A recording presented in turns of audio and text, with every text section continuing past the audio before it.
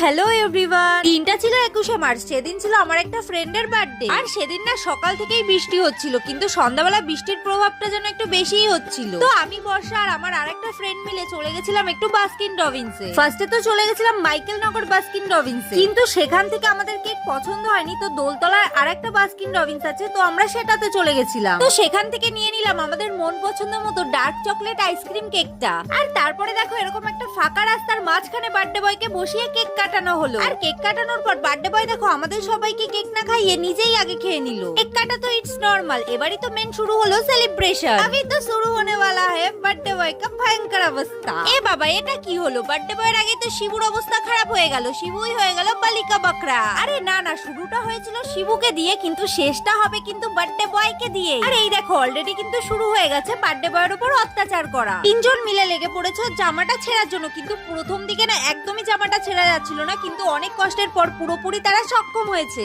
আচ্ছা, তোমরাও কি তোমাদের বন্ধুদের বার্থডে এভাবে সেলিব্রেট করো? যদি এরকম করে থাকো তাহলে অবশ্যই আমাকে কমেন্টে জানিও। আর এটা ছিল তো বার্থডে বয়ের শেষ অবস্থা, কিন্তু এদিকে তোমরা একটু শিবুর অবস্থাটা দেখো।